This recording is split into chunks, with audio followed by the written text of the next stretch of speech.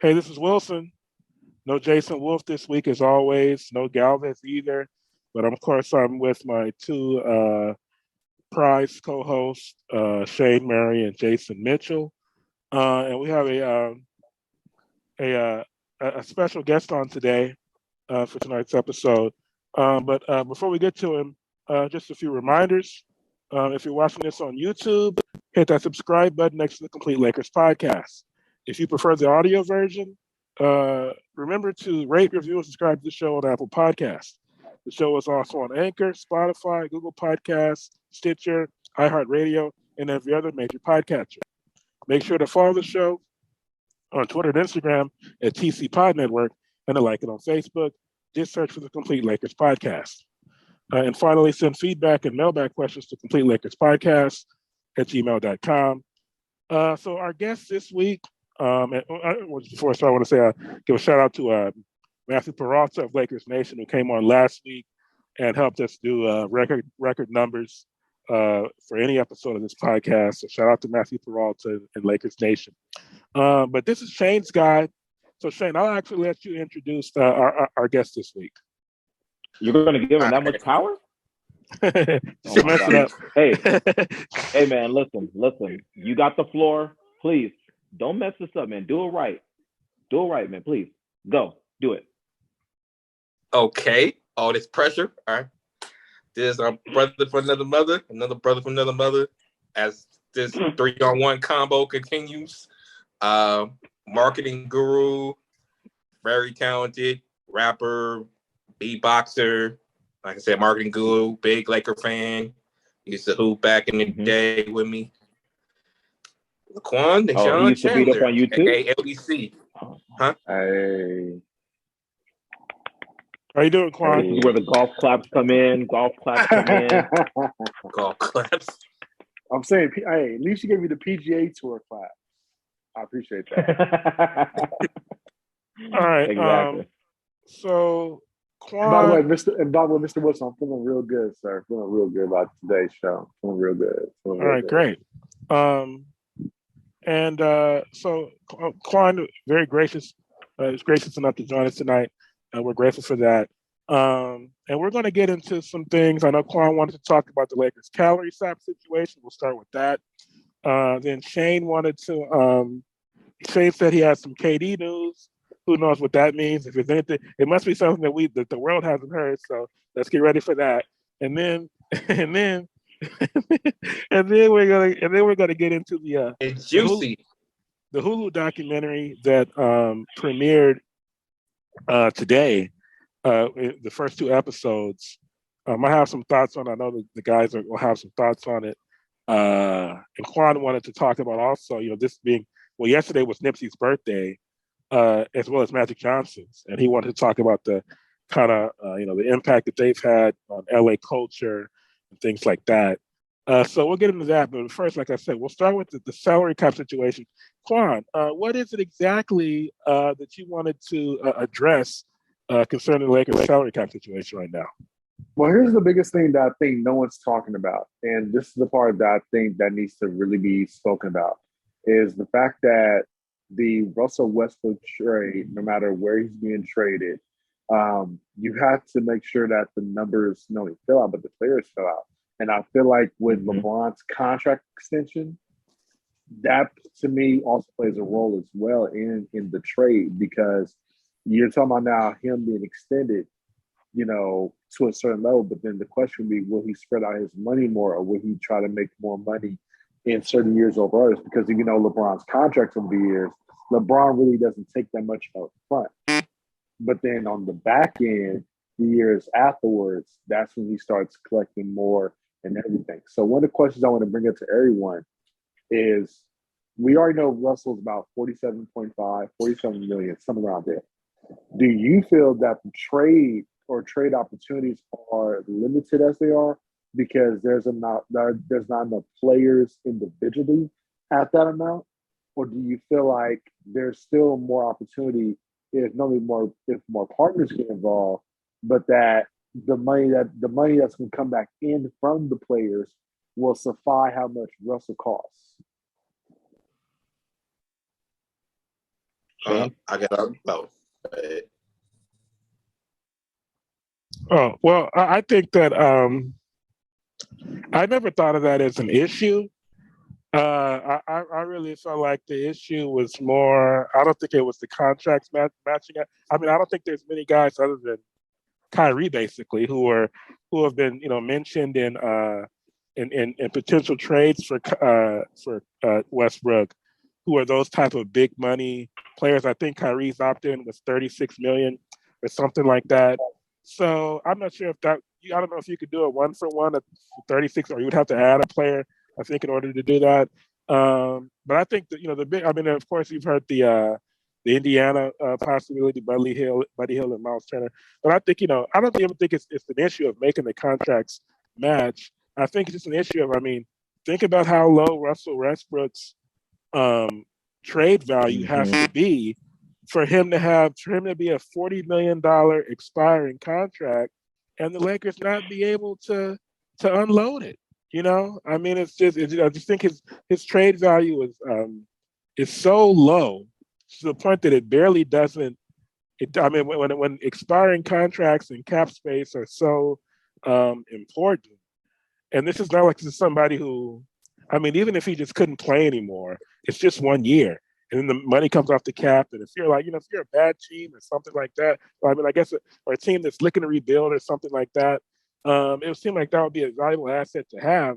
But it's like he's considered so toxic that you just can't. It's like the Lakers just it's almost like they just can't unload him. So I mean that's Well, how good thing. Go ahead, Shane. Well, the holdup really is whatever team they trade him to, they want both the first round picks to go with it. So Rob's trying to do, because, like, for example, the Kyrie situation, we're the only team that's bidding for Kyrie. So and he's looking at it as, if we're the only team bidding for Kyrie, why do I have to give up both of my first round picks? So he's basically buying time to when KD gets moved, because that's when they're gonna move Kyrie if it is a Kyrie trade. And then once that's done and they see the market is not going for Kyrie, then he's hopeful, or trying to be hopeful, they don't have to use both picks. But that's the issue. Otherwise, if they didn't care about the picks so much, or picks wasn't such an issue in terms of our assets right now, he would have been traded. And more so the first round picks. Yeah, I definitely agree with Wilson on that. I mean, Russell's trade value is so low right now. The narrative on him, I mean, we all know the narrative on him is very low right now. But in Russell's defense, wasn't all his fault.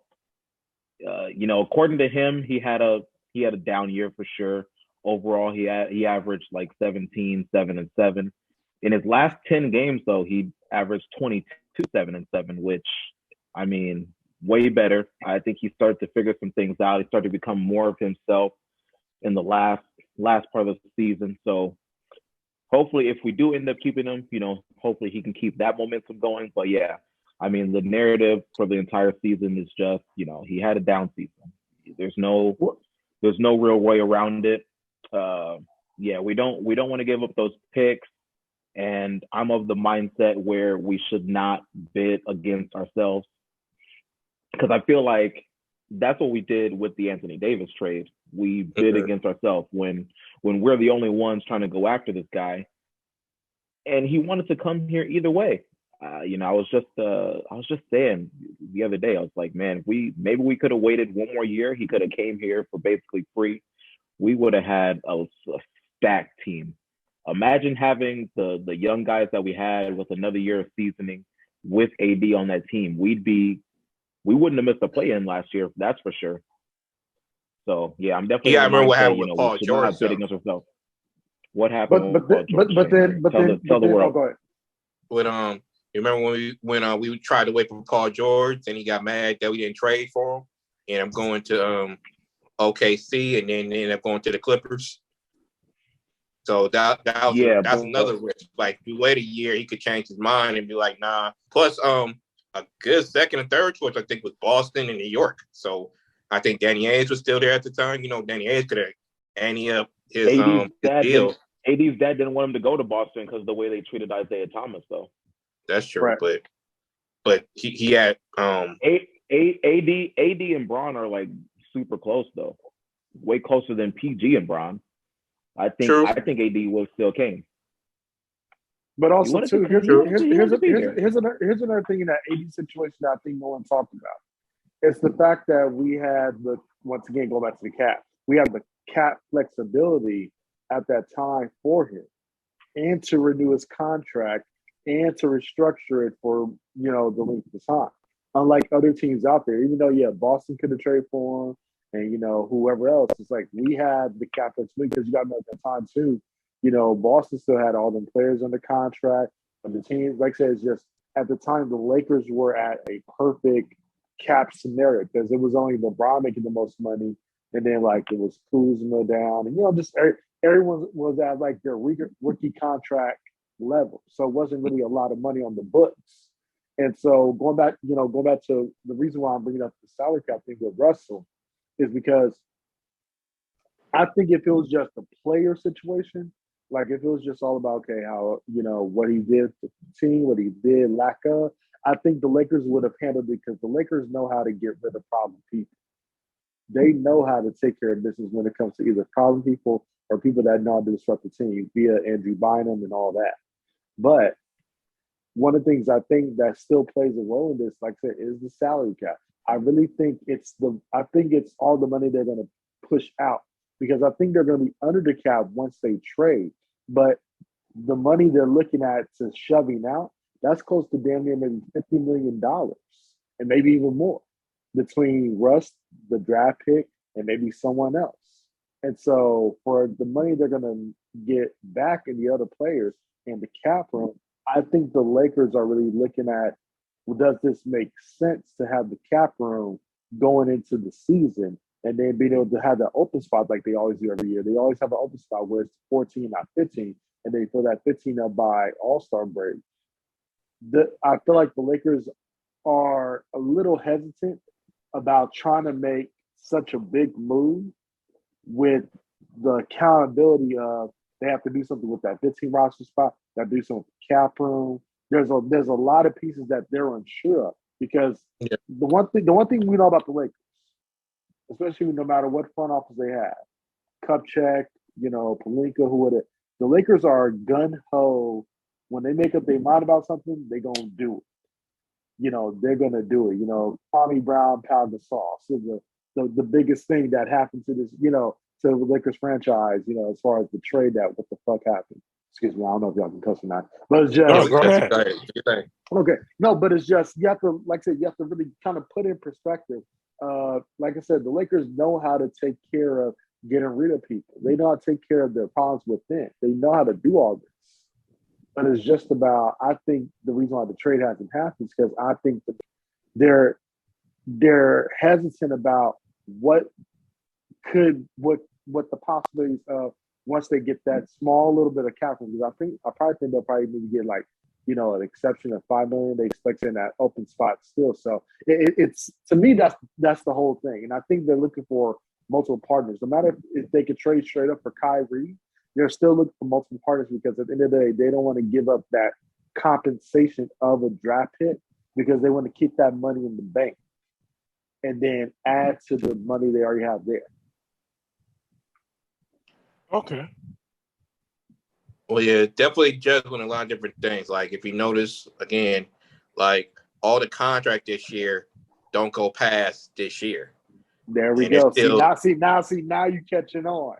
Yeah. So, and as of right now, until LeBron signs a contract, there's still about $60 million cap space left to sign people in 2023.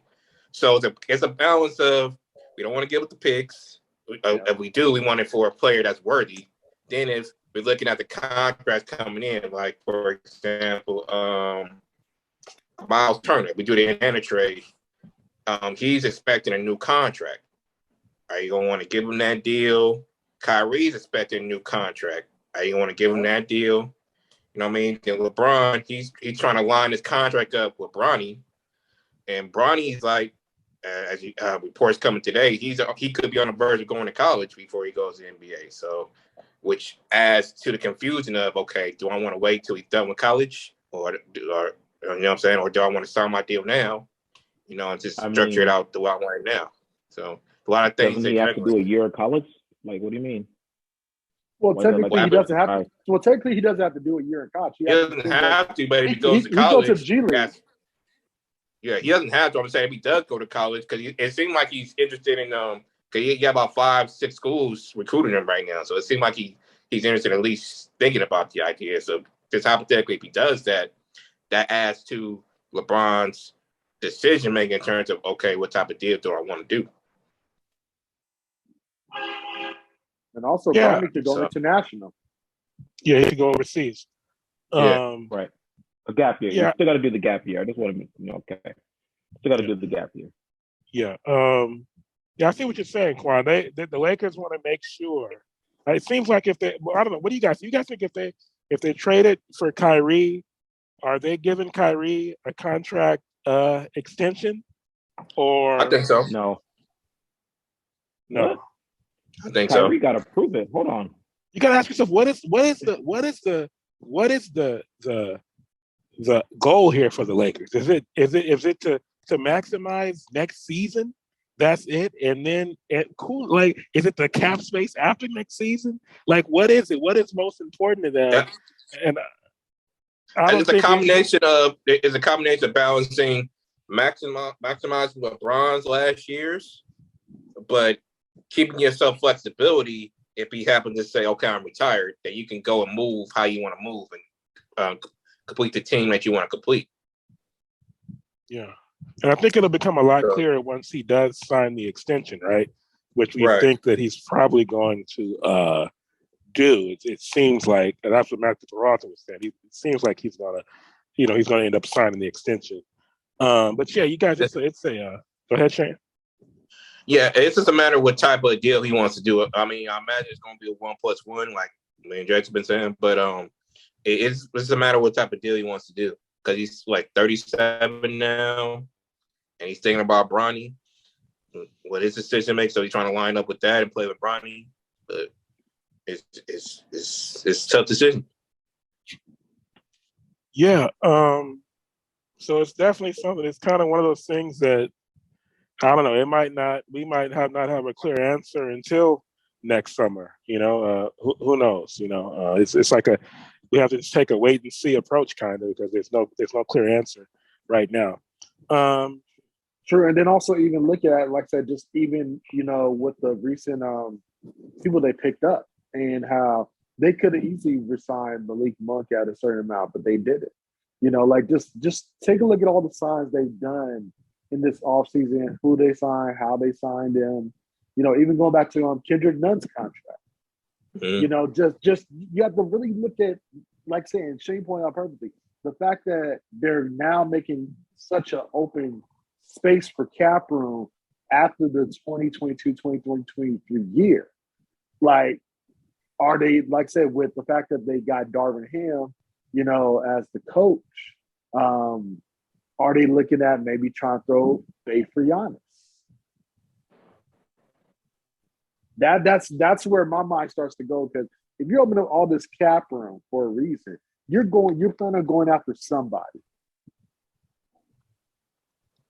Yeah, and even how they structured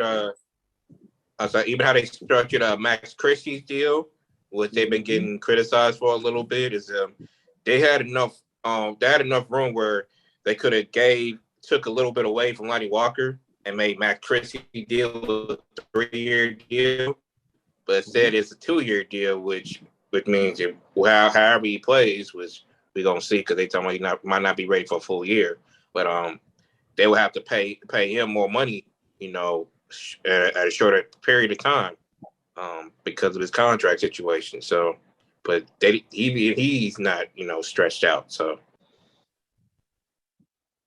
yeah. All right. So,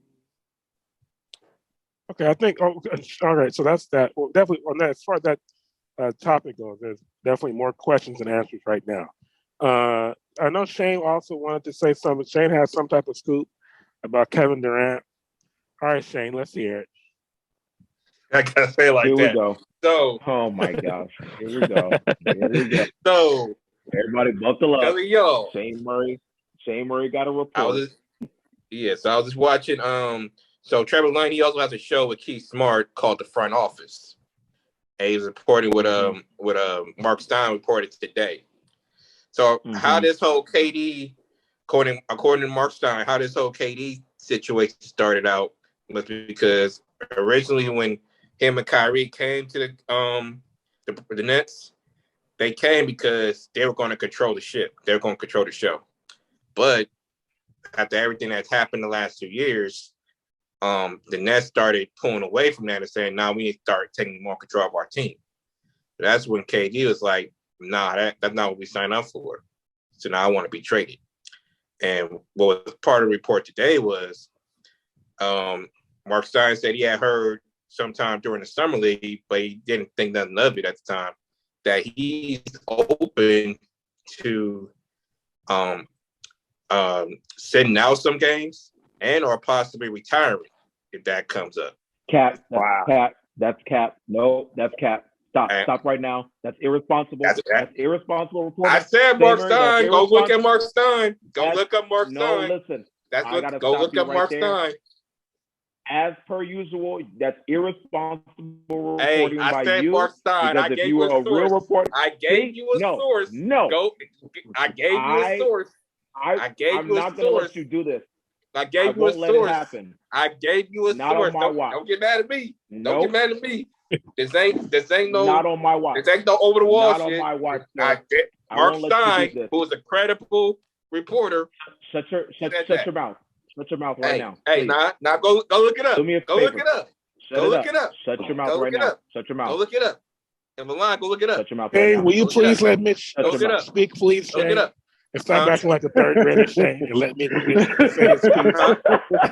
No, bro. Think I'm lying. Go look it up. No, I didn't. No, Shane, I saw that, but that's what I'm trying to figure out why you acting like that was some type of. That was on Twitter.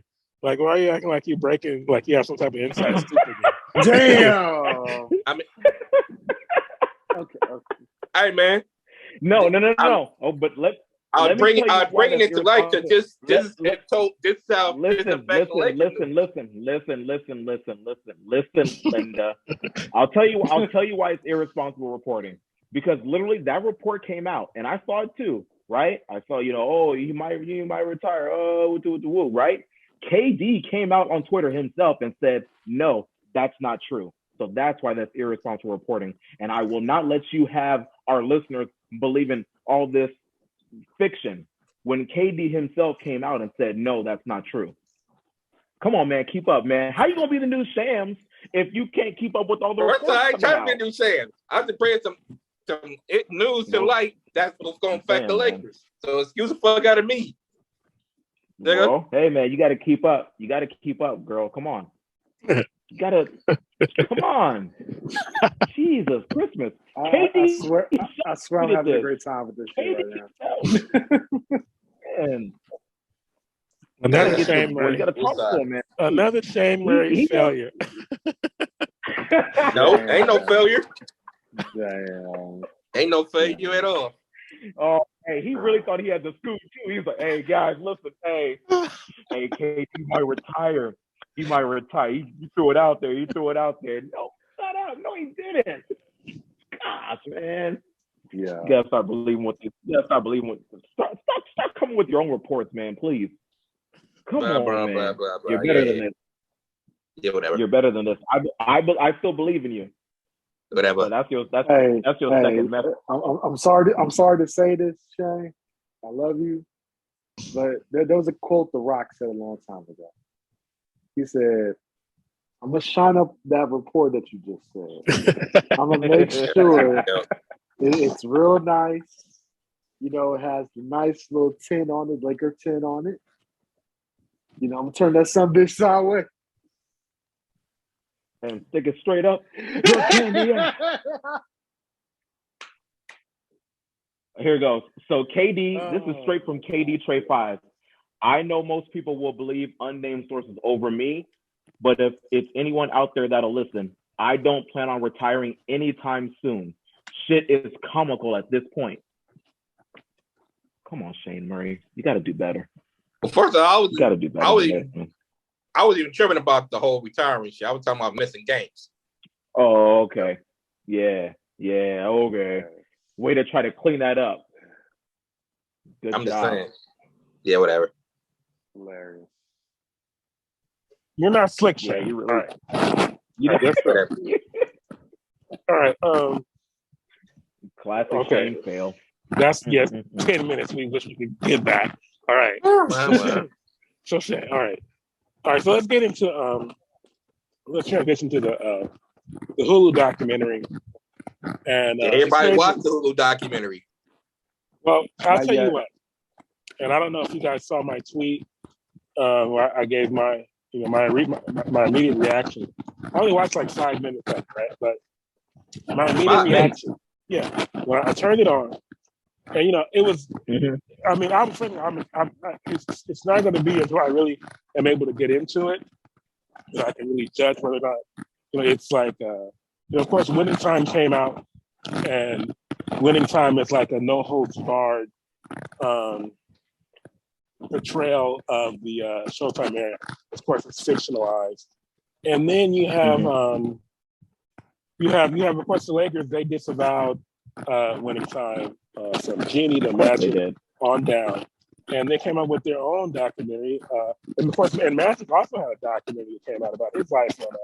It was an Apple documentary, and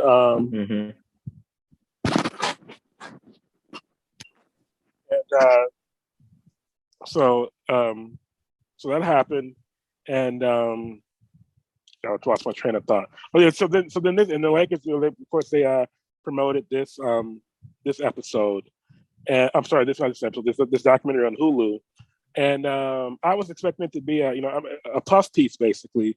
So basically, it would be something like Magic. I didn't watch Magic, but what I heard is it was basically just Magic, like kind of like the NWA movie, where they take out all the bad parts. Dre and Ice Cube took out all the bad parts and made themselves look like superheroes. They had the bad parts in there. Well, not really. I mean, it was kind of like, it made them look like superheroes, kind of, right? And so I think the Magic doc, from what I heard, was kind of like it took out all the womanizing and crazy stuff in the '80s. Everything out.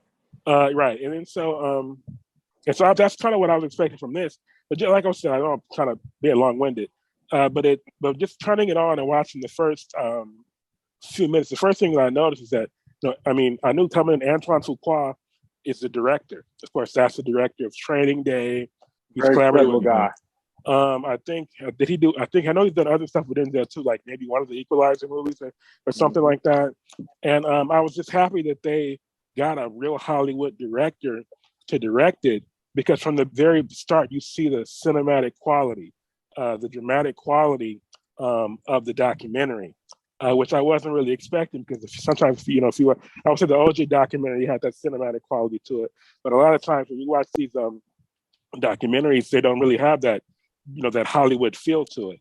So I like that Antoine Fuqua, a big-time Hollywood director, was able to bring that, and it may be kind of hopeful that it won't be just a puff piece, and maybe they will get into some of the gritty details, and it'll be something that's really true and honest about, it's really the '80s that's the period that was like like that they're like kind of ashamed of, I guess, because of the stuff that they were doing.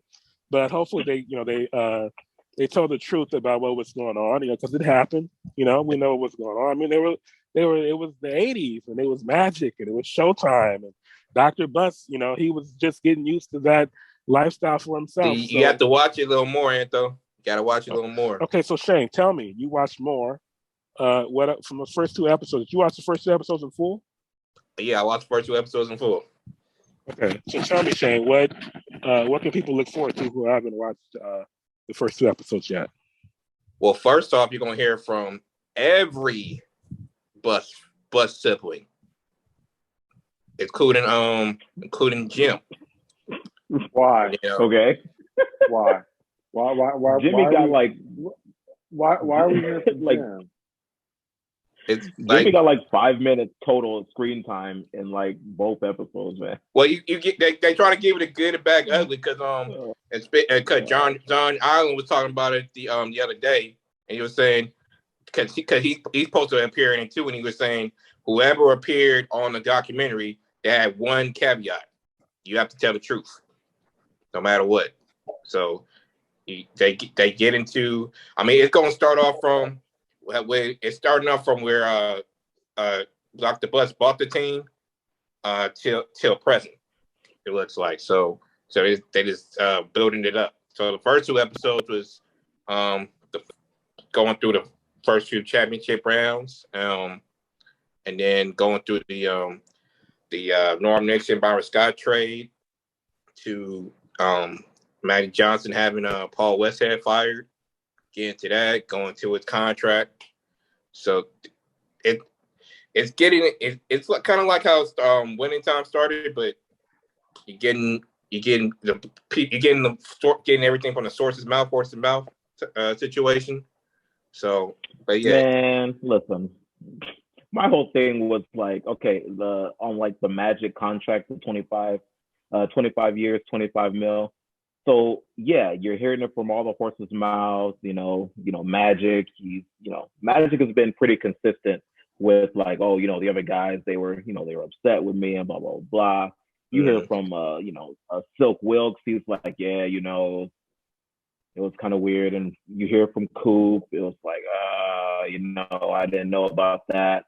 And then you get Kareem's interview, and he's like, oh well, I wasn't too upset. I knew they weren't going to offer me like 25 mil.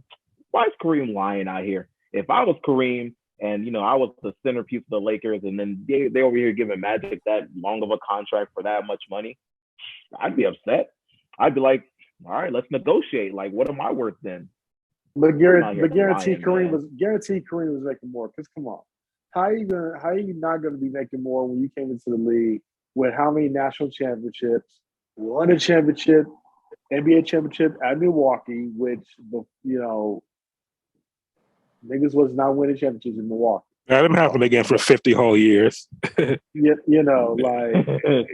just saying, it's just I guarantee Kareem's downplaying how much, and he was making money even from movies. Like he was making money from all of these things. So guarantee, I really think the only people that were really like kind of upset maybe could have been like a Norm Nixon, maybe someone like that. But Kareem, you should really have something because, like I said, the man, I guarantee he was getting paid. I guarantee he was getting paid more than Magic. He was just probably upset because Magic came in as a rookie and got that bread. When Kareem had the low key, and it's crazy to say this, he came into the league as, like I said, a national champion. Won on teams with him and one of the best coaches of all time, at UCLA. The man came in as a prestige person, but he still had to grind to get to the NBA. And once he got to that certain level, when he won the championship, guarantee he was making that bread. So I really think when it comes down to like the documentaries like this, I don't think there's ever going to be the truth being told, no matter what. I think maybe at least 75% of the truth is going to be told, and there's still going to be some kind of sketchy stuff. I really don't think everyone's going to really tell the truth about their bread, about what really went down, about the orgies, about all these things. I really don't think so. And hey, they live their lives that way. I'll say that. Well, Kareem. My impression of Kareem has always been that he's kind of whiny, because he didn't really get. I would say, we know Magic in the '80s was. Magic was the biggest deal in Los Angeles. And Kareem. Kareem has always been kind of like, if you watch Winning Time and you watch the first season, Kareem was always very moody. Kareem had problems. From a kid, Kareem being taller than everybody and people saying, "Hey, how's the air up there?" That bothered Kareem. So Kareem was always kind of moody. Kareem was always kind of sensitive. Kareem didn't trust the media. Kareem was part of the civil rights thing, so he didn't trust. He had some, as far as trusting white people and stuff like that. And then, if I remember correctly, yeah, and if I remember correctly, I think that he, when I say whiny, I think it's, I think when Kareem didn't Kareem kind of like have to kind of whine or something to get his statue, like he was like, well, how come I don't have a statue yet? I don't remember what order they put the statues out there, but it seems like I remember Kareem kind of, feeling a certain way about that because I guess he felt like he deserved the first statue or whatever. You did say something. We need to look that up. What order did they put the statues out? Because I think you're right, Ant. Actually, oh man, you can see. Kareem, because Kareem statue come Magic after got his Chick first, Hearns? right? Or did Kareem come after Chick Hearns? I don't remember, but it seems like I remember him having a beef about that, and it made him come off kind of like he feels like he's unappreciated and doesn't get the respect that he deserves. Kareem's kind of like a Tim Duncan kind of. Where he, super dominant player, super great player, but wasn't flashy, just, consistently excellent. And maybe, Michael Jordan and Magic Johnson and Kobe Bryant, those are the guys, Steph Curry, LeBron, those are the kind of guys who get the big, the top billing and stuff like that. So, it's always stuff like that, guys, especially big men like that will sometimes feel some type of way about. So I wanted to ask also.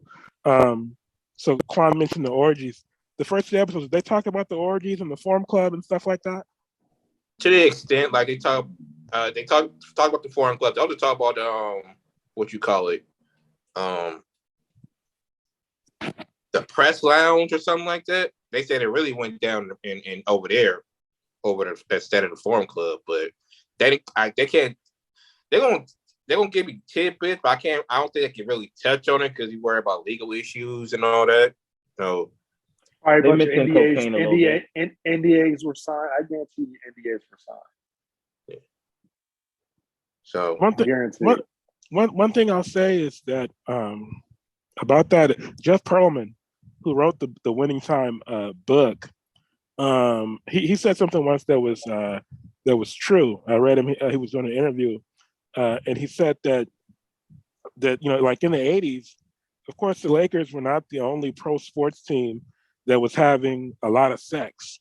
Oh, hell yeah. I mean that's always all throughout. As long as there's been pro sports, there have been athletes having a lot of sex and having orgies.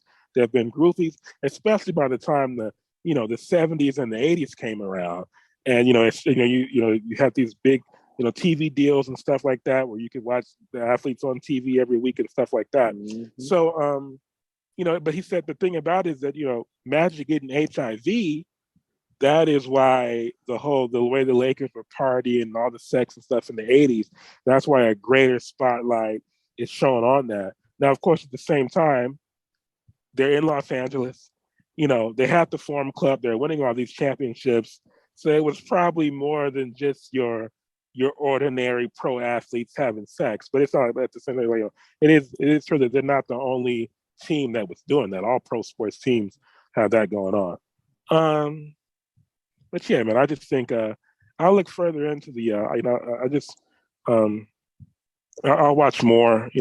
Probably tonight, and next week I'll have more of a. How many? Shannon, how many parts it's going to be in total?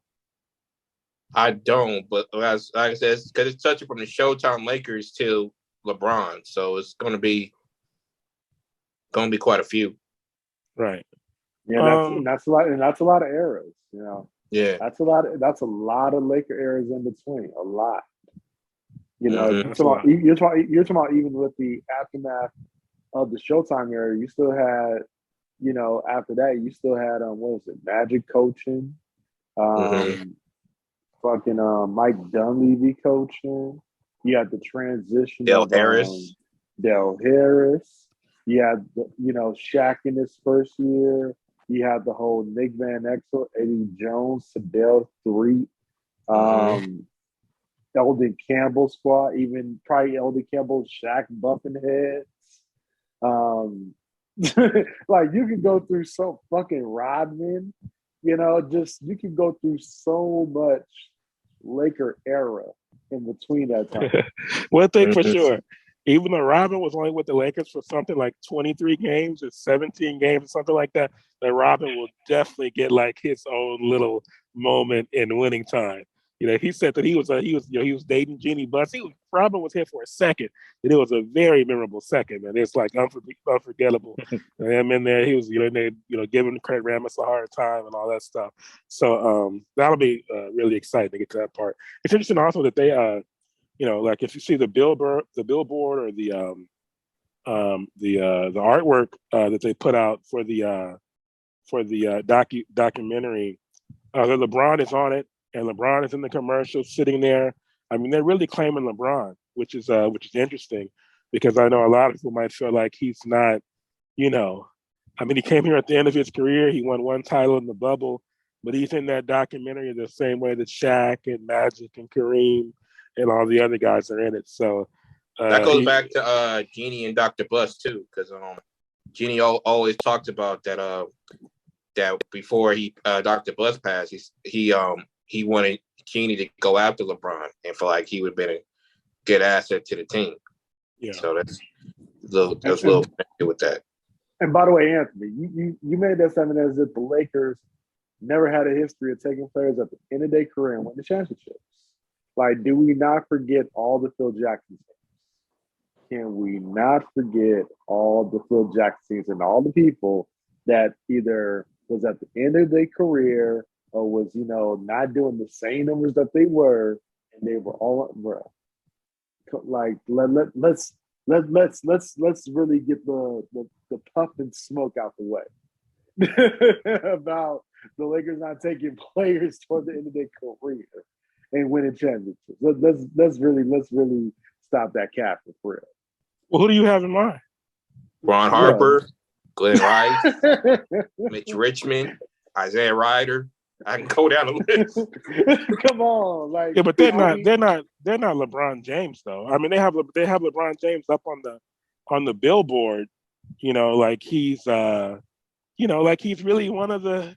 I mean, are we going to remember LeBron as a Laker? Or are we going to remember LeBron as a? We're the diehard Laker fans or not, but as far as like the Laker organization and the players around them, they're going to honor him like that, because Magic already saying LeBron should have his own statue. I'm serious. He dead ass said that. I'm like, okay. Whatever. I mean, don't get me wrong. I'm glad LeBron is one thing about me is that I think LeBron is about 1,400 points shy of the scoring record. And that, I mean, if nothing else, these last couple of years of his career, I want to see LeBron break the all-time scoring record as a Laker. I think that's something that will just add to the brand. So years from now, you see that highlight of LeBron breaking Kareem's record. He's wearing a Lakers jersey. Just something else to add on top of the legacy. So yeah, I mean, don't get me wrong. I just thought it was interesting, that he was up there like that he's on the same billboard as Buss and Jeannie and Kobe and Shaq and Kareem and Magic, so who all won. But then ask yourself this, and I definitely hear from my guy in the middle. I don't break for the Celtics fans, but just here's the real talk. He's won as many championships in LA as he won in Cleveland. Let's keep that in perspective. That's a fact. Let's keep that in perspective. Man, that's definitely technically a fact. I mean, it's true. Yeah. Really quick. I got the order that the statues came out. Okay. So Magic got his statue first. Mm-hmm. The second statue was Chick Hearn. Mm-hmm. The third was Jerry West. Damn, see? The fourth was Kareem. So you're right. He was like, hold on, Chick Hearn got a statue. Yeah. What? Baby, I'm the number one scorer. What's happening? Kareem was tripping about that. Kareem got his fourth, and of course, Shaq was the fifth one that just got his statue. So, what about What about Elgin Baylor? Which number was he? Elgin must have just. Did Elgin get his yet? Yeah, Elgin has I one think out there. Elgin has one. Then he was after Shaq. Okay. Yeah, rest in peace to Elgin. And then Kobe's next, correct? No, he might have been before Shaq. I think Shaq the last one. Okay. It's hard to. Kobe was there for that one. Yeah, I remember that. Okay, and just lastly here, well, not to. I mean, we can spend as much time on it as you guys want, but I know Quan wanted to talk about like I said earlier. So yesterday was the birthday of the late Nipsey Hussle, as well as Magic Johnson. So Magic turned 63. Nipsey would have been 37. And so I kind of wanted to talk about just how those, just the culture of Los Angeles in a year where we had winning time. It's been a Lakers type of year with all these documentaries and stuff like that. And then of course with Nipsey, his legacy and his spirit, not a spirit like that. I don't believe in it like that, but just what he meant to people and how he just will always loom kind of, for what he did and what he represented. Quan, what did you want to say about that whole way those things intertwine here in this city?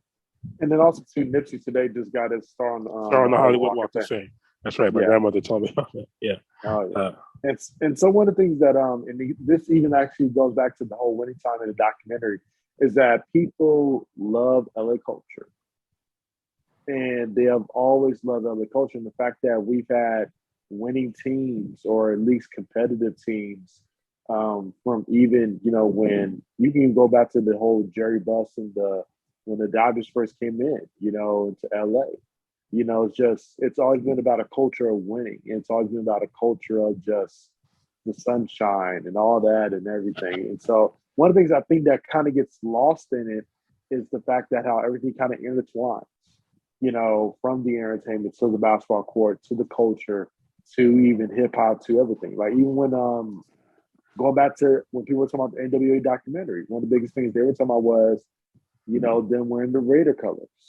How the Raiders won the championship out here. So everything's associated. And some of the things that kind of, and why I want to bring it up is that I think when it comes to no matter if it's sports or entertainment or culture, I think that people, especially outside of California, want to really know more about not necessarily just what we do, but how, how's everything intertwined?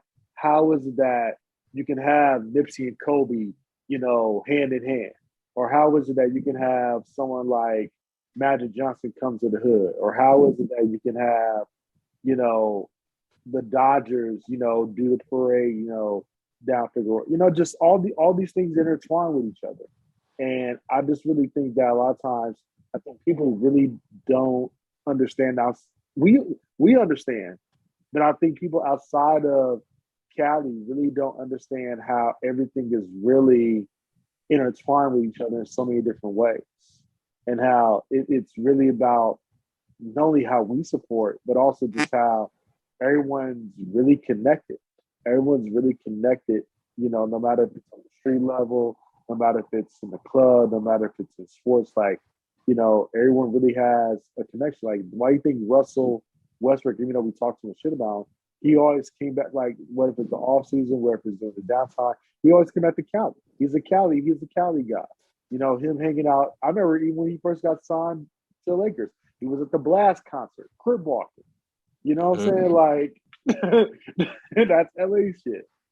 So it's just, I want everyone to kind of say their feel, or even talk about just how has LA culture impacted you? And do you see the same thing like I'm seeing, or is there more to it than, maybe we're talking about?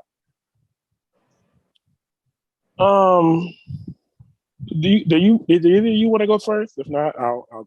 I'll go. Okay. I'll say like the beauty of LA culture is not only the diversity, but how multifaceted we are, and to piggyback off of Nipsey and sports, like Nipsey, like a rapper by day, but he was also heavy in the business world. Like not too many rappers have their article in the Wall Street Journal. You know what I'm saying? Not too many rappers have a reading list, you know what I'm saying, where you can go read and pick up the knowledge he was reading and see what he was vibing on. Not too many rappers are talking about Vector 90 and cryptocurrency and lack of diversity, lack of black people in the tech world. So, and then you go to sports. We always didn't at turn of 10, we always got the best players, but the best players who wanted to do things outside of sports. Got Shaq, he had movies, he was rapping. Kobe, he writing books. Dodgers, et cetera, et cetera. Like we, even with us not in sports, like we do our own thing, but yeah, we doing podcasts, we doing this, doing that. So LA as a whole has always been one step in doing our own thing, but also one step into doing some type of thing that's reflective of Hollywood and under the lights, under the microscope. So I think people are fascinated by that, especially how LA looks from the palm trees, sunny sides, sunny clouds, sunny sides, and beautiful women and the beach and all that. They're fascinated, want to get a piece of it. Mitch, you want to go? If not, I'll go. No, you can go first. Okay. Something I was thinking about as I heard you guys speak was, Dr. Bus. I don't know if they talked about this in the first two episodes of the documentary or the docuseries, but Dr. Bus, the Dr. Bus, not only did he change the Lakers, but he changed all of sports when he bought the Lakers and decided that he wanted it to be not just a basketball game, but entertainment. Dr. Bus was the first, the Lakers were the first team to have live music played at sporting events. Dr. Bus, he modeled the Laker girls after, because Dr. Bus received his doctorate, I think, from USC. He modeled the Lakers girls after the USC song girls. So Dr. Bus's goal, like in the 70s, before Dr. Bus, basketball games were kind of, you just go and you watch a basketball game. But when Dr. Bus took over, it became entertainment, and he wanted celebrities down there in the crowd. In the 80s, with Michael Douglas and of course Jack Nicholson, who a Laker legend as much as anybody, and all the different celebrities in the 80s. And then every team, that's what the NBA became league wide, was that it's more. So even if you really don't like basketball, you can go to the game, and when they shoot the T-shirts into the crowd and stuff like that, it's all a form of the sports and entertainment intertwining. That Dr. Bus, that was his precise vision when he bought the team. And I think it all goes into, like you said, Quan and Shane, the entertainment industry in Los Angeles, and how that sparked the idea for Dr. Bus to turn the Lakers into what he turned them into. And then, of course, that, like I said, it's all throughout sports now. It's not just, it doesn't matter if you go to a baseball game, a basketball game, or a football game. It's more than just a game. It's entertainment. It's something for the kids. If they don't understand what they're watching, they can go and they can enjoy the game. So Dr. Bus, a visionary, as always, and I think that's really what came to mind hearing you guys, Quan posing that question and hearing you guys talk about it. Mitch? Yeah, man. I don't have too much to say on. LA culture is, it's where it's at. I think, even think about the halftime show this past Super Bowl. I had to be the greatest thing I've ever seen in my life, man. I really think it's the best halftime show, period. Like, hands down. Like, we were all in there, everybody that was at our little Super Bowl party, we were all just like out of breath. I mean, we also old and out of shape, but I mean, we were out of breath because we were singing the lyrics. Everybody's sweating like we were playing. But yeah, I mean, LA culture, man, I swear it's that, man. Yeah, I really, shout out to Nipsey for sure. It's his birthday, like you said yesterday. I mean, definitely respected, what he stood for. Like Shane Murray, he branched out into like all the business stuff. Like you didn't hear rappers talking how he talked, how he spoke. Like even in his like early interviews that kind of came out, after his death, like you didn't hear rappers talking about, oh yeah, we got to get commercial this and commercial businesses and this and that. And it's like, what? You just didn't hear people talking like that. So yeah, definitely really respected Nipsey. I mean, LA guy, just he took it to a different level that not a lot of rappers could even think of. So yeah, shout out to Nipsey. Shout out to Magic too, for beating the odds. Because I mean, when the announcement happened, everybody thought it was a death sentence. So to see Magic having yet another birthday, man, that's definitely awesome. I mean, I don't know if y'all seen.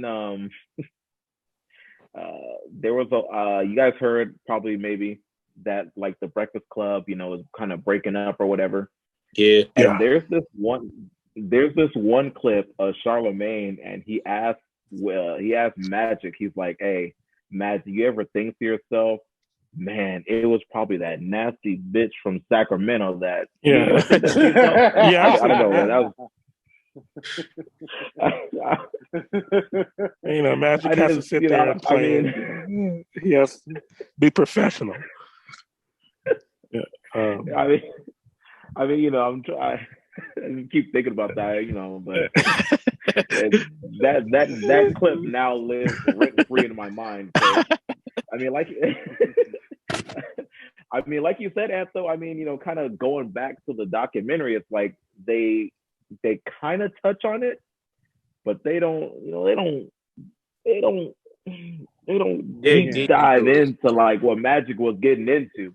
Like, they mentioned, he's like, oh, I was going out with Dr. Buzz. He took me to the Playboy Mansion for the first time. He's like, oh yeah, I was like a kid in the candy store. I was like he said, I was single at the time, even though, he was, talking to Cookie, but, it's neither here nor there. But, he was single at the time, him and Norm Nixon on the team at the Forum Club, at the Playboy Mansion, like.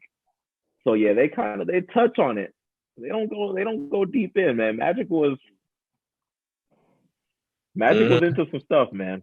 He was into a lot of stuff, if you know what I mean. Yeah, you mentioned Norm. Norm, yeah, right. Norm was his running mate. I think Norm was kind of the guy. If you look at Magic's retirement ceremony in '92, Norm is there.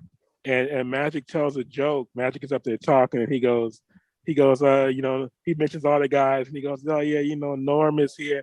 That's who I love Norm, even though that's who I learned all my bad habits from.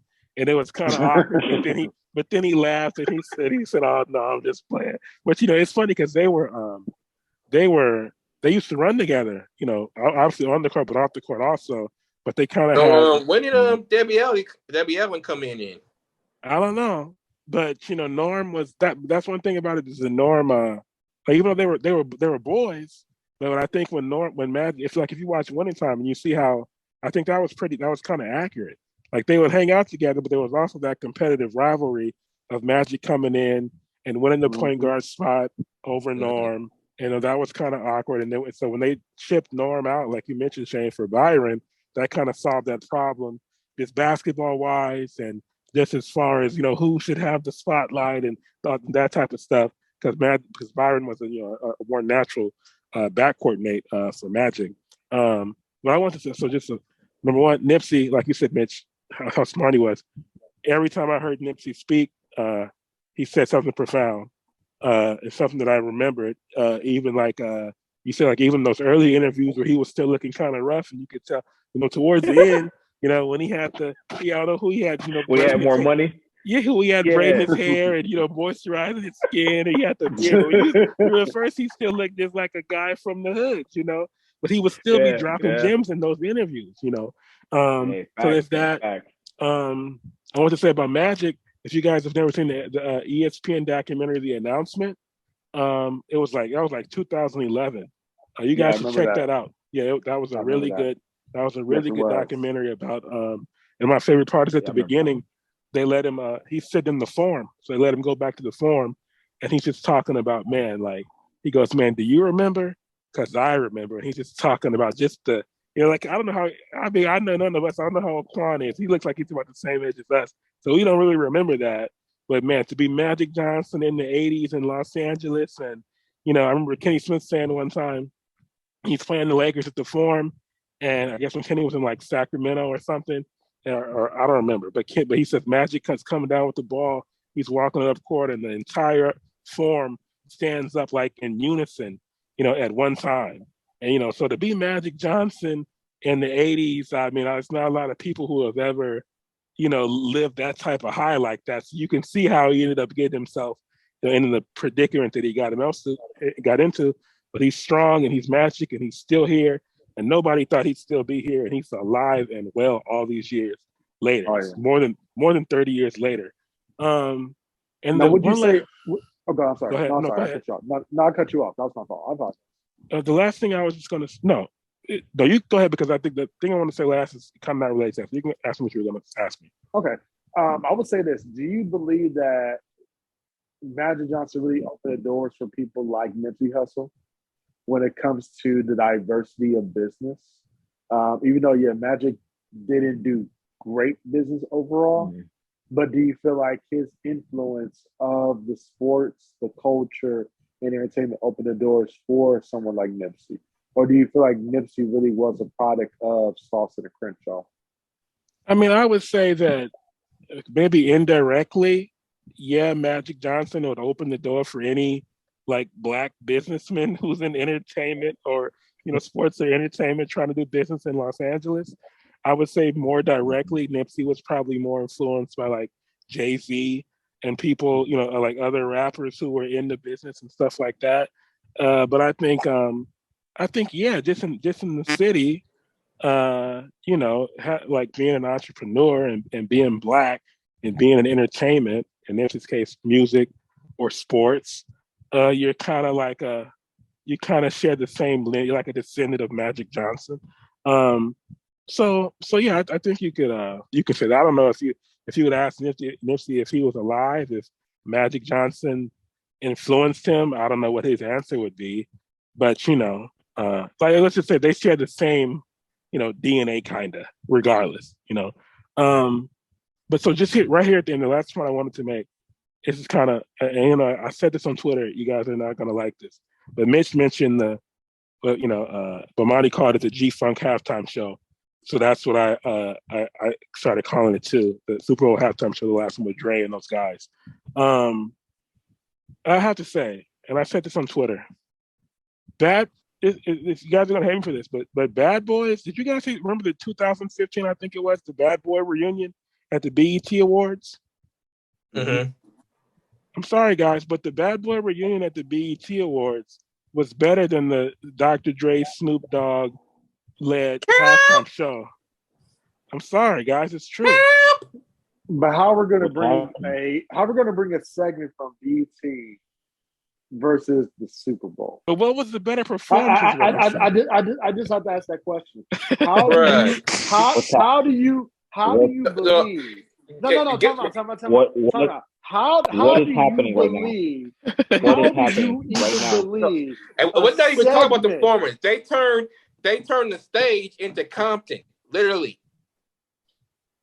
I'm just saying, you got to go back. Crip walked on the stage. You got to go back and watch that BET Awards performance. They're in Inglewood. Because the energy, the way that the crowd reacted, and of course the BET Awards were here. So the way the crowd reacted to that performance of the Bad Boy, you had Diddy, Mace, who they didn't even get along, but Mace showed up. The Lox was there, Lil' Kim was there. I think Faith was there. I mean, I know, like I said, I know I see Quan shaking your head and you guys are disappointed, but it's just an observation. It's just the truth. I mean, I love Dr. Dre and Snoop Dogg, and I mean, I guess they were really the only. Pessimist comes strikes again. I guess they were the only two really West Coast. Everybody else was M, 50, Mary J. They're not from. Kendrick. He's from Compton, but I mean, it's also not only that, but like if you guys saw the Locks and Dipset, their verses from New York City could we ever match that energy? Are you serious? Can we match that energy? If we had a versus here, could it match? We're talking about the Super Bowl halftime show.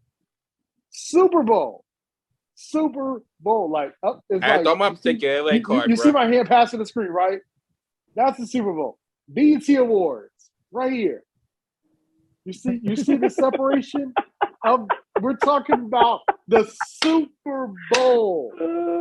Super Bowl. BET Awards versus Mitch. I thought Shane was y'all punching Anthony. I can't be sorry for you right now. You really sat here with your glasses on and really said that a segment on a BET award show was better than the fucking. Why did I have to say just that? Me and you. What's wrong with me? It's just me. It's just Anto. It's just me and you. You don't believe that, right? It's just me and you right now, right? You gotta go back. Listen, I'm not. tell me. I don't want it to be true. You don't believe that, right? No, you don't. Oh, come on, bro. No, don't do this to me. Don't do this you to got, me. But don't you gotta go. To me. I'm just saying. I'm not saying. Of course, the magnitude of the Super Bowl was a. The magnitude, the energy. Snoop Dogg was crip walking on the football field. But what about? Never mind. I've said too much already. Is there anything else that anybody would like to add tonight? I'm gonna say this real quick. Michael Jackson's performance was the best Super Bowl halftime show ever. Maybe that. Oh, let me say something else also. I don't know how you feel about this. Maybe we get into it next week. But I know Mitch said, and I could have clipped this and put it out there, but I didn't want the beehive coming out after Mitch. But Mitch said a couple weeks ago that Beyonce was overrated. Oh. I don't know why he said that. I'll say that. I can say that with my chest. I didn't clip that. Rihanna is better than Beyonce. That's cap. Okay. That's fucking cap. That's fucking cap. I'll explain myself. I will explain. I don't need your explanation. Listen. I don't need your explanation. No, I don't care what you need. I don't care what you need. I don't please. need your explanation. That's why she's doing business now. Listen. She's sick of music. She couldn't hang. Listen. Beyonce still put it out hits. Let me explain. No. Let me explain. Beyonce, everybody go to Red Lobster. Let me explain. Beyonce, everybody go to Red Lobster. No, Anto, hey. Anto, take the reins, man, and let me speak. No, Anto, Shane, you don't get to explain that. Shane, You don't get to explain that. Shane, please. No. Shane, okay, this is what I was going to say, though, Mitch. Be professional. Shane, this is what I was going to say. Mitch, what I was going to say is that I'm not saying Beyonce is overrated, but I was going to say that I don't know how you got to, but Mariah Carey is greater than Beyonce. I mean, you can make an argument for that. Okay, so Shane, I don't agree that's with an that. easier one. Okay, all right. Okay. All right.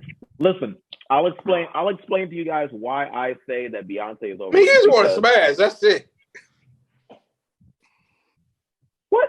Shut up. Anyway, Beyonce's overrated. Yeah, that's why you say that. You look at the Beehive, and they're like, oh my God, they melt at anything that Beyonce does. I'm like, listen, her albums lately, I mean, like they treat it like she's like the greatest thing ever, and she's not. Beyonce has hits. Nobody can deny that. Beyonce is great. She's awesome, but she's not like the top of the top. There's no way.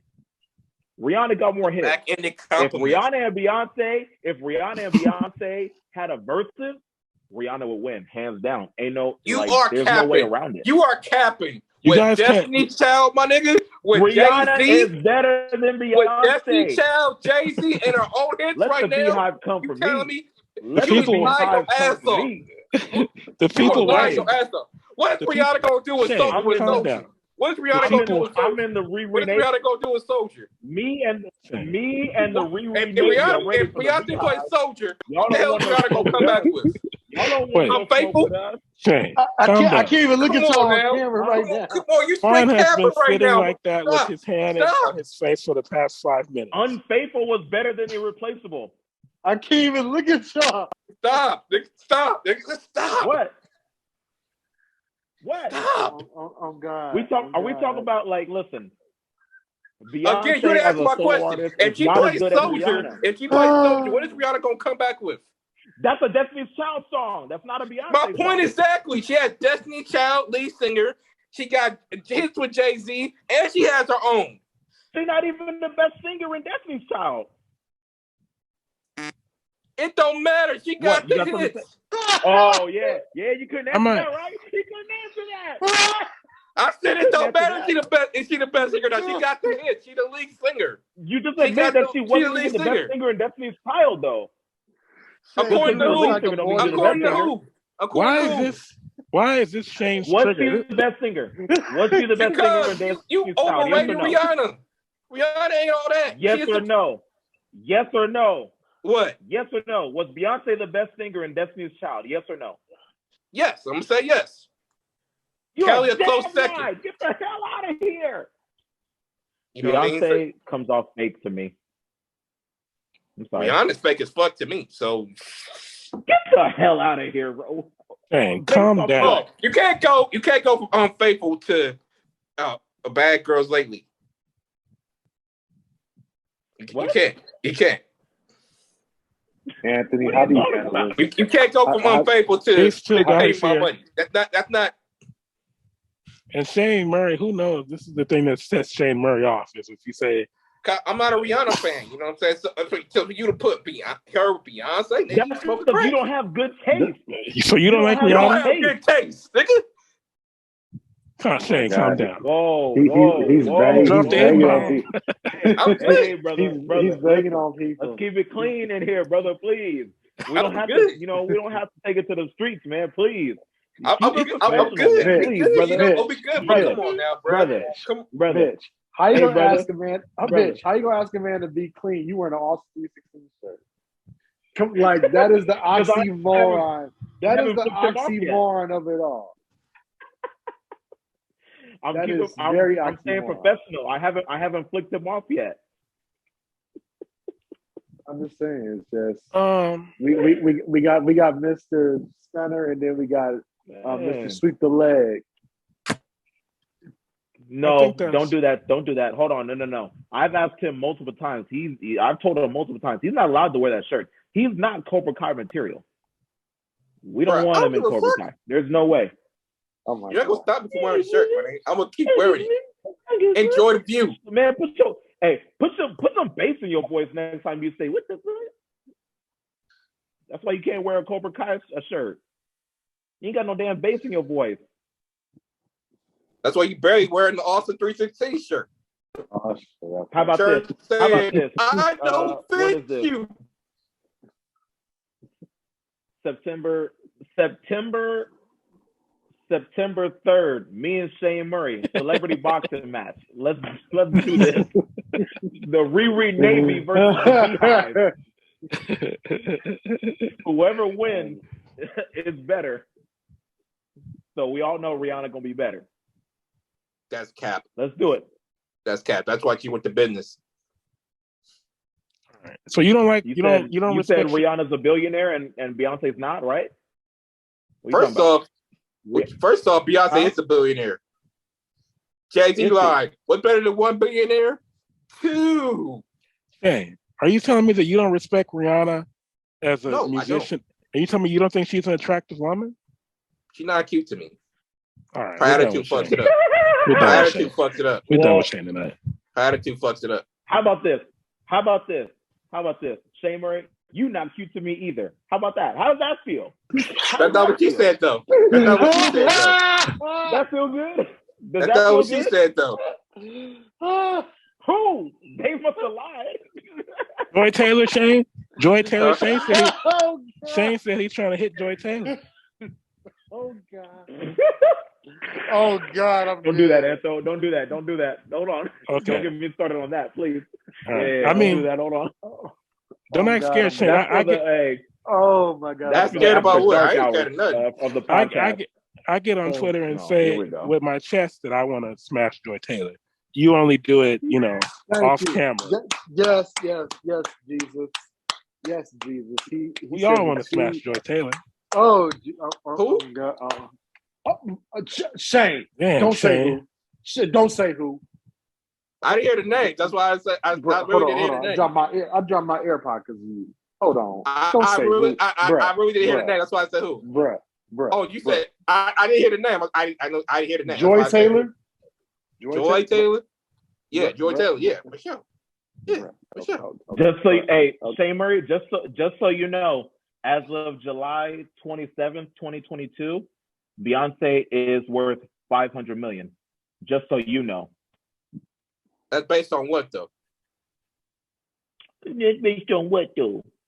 Like I said, put some more respect on Rihanna's name when you talking, please. Please. Fuck Rihanna. Please. That's no respect.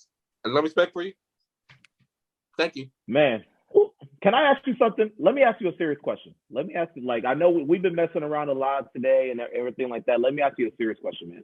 What's Hey, up? who hurt you? Who hurt you? Who What you hurt talking you? about? I just need to know, man. Who hurt you? Like, why are you talking like this? Who hurt you, man? Let me know. This is a safe space, just so you Ain't know. nobody It's a hurt safe me, man. space. We You good. can talk to me. We You good. can talk to me, man. Just so Like I you said, know, we good. your feelings are valid. So I just need to know, man, who hurt you? Who did it? Man, ain't nothing to talk about, man. Oh shit, This is- hey, man! this I don't is- want to this is- open up this no is really like coming up. wounds or nothing like that. Right? Like What? it's starting to come out, right? It's a real Nah, question. ain't that man. come out? We Who good. hurt You trying to turn it to some is- Dr. this Phil is shit. really We this is good. really come off as a Rick Sanchez Morty situation right now. It really is. Yeah, I got it. Let's I want to know. this has gotten out of control. Yes, Okay. it has. Quan, do you Trying to go want Dr. Phil. We good. Quan, do you want to plug your social media and your podcast and stuff like that before we get out of here? Man. Definitely will. First and foremost, this is probably one of the most funniest podcasts I have been on in a while. Thank you. you. Seriously. Between everything we talk about with the Lakers and then just the fake violence between Mitch and Shane Murray. And it was just how do you call a man beef. his full name? Real quick, just in case y'all not following already, I am the one and only Big Homie Quan. My social is King BHQ Official. I am the king because I wear the crown on my head, BHQ. So I am that big homie, and guess what? Everything we do is official. Once again, if you don't know how to spell, I'll spell it out for you. KINGBHQOFFICIAN. I was like, OFFICIAL. I know. No, it was like that little word, that little letter between. That caused me. I understand I was talking too fast, but yeah, man. Akil and the Bee. Oh yeah. Also too, I'm the co-host of the I'm Just Saying podcast. Myself, the host Deion Johnson. You can catch us live every week. Definitely on YouTube and Facebook Live. You can also, if you want to, you see the background right there, BSQ Marketing. If you need marketing details, if you need any kind of advice, if you need, your business taxes and all that done, I got a whole squad that can do that. Or if you need promotion, I got that. If you need any kind of real resources, I got that. Like I am the plug, but you don't know how much of the plug I really am. And so definitely, hey, I just want to say first and foremost to Anthony, to Mitch, to Shane, thank y'all for inviting me on the show. I came with the Lakers jersey. I never real problem with it. Wearing my Lakers jersey, I'm real, but hey, I got the Magic Johnson jersey on because hey, it's just that's the guy for me. When I was growing up in LA, it was like Magic, James Worthy, Sweaty Curl, AC Green. I still even remember to this day, and this is a real quick story. I still remember to this day. I went to They call it Rite Aid now on Kern Crenshaw, but it was Thrifty's back in the day. And I remember AC Green, Byron Scott, James Worthy came up to Thrifty's and was signing posters. And I wish to this day I still had that poster they signed because that shit was. All three of them signed it?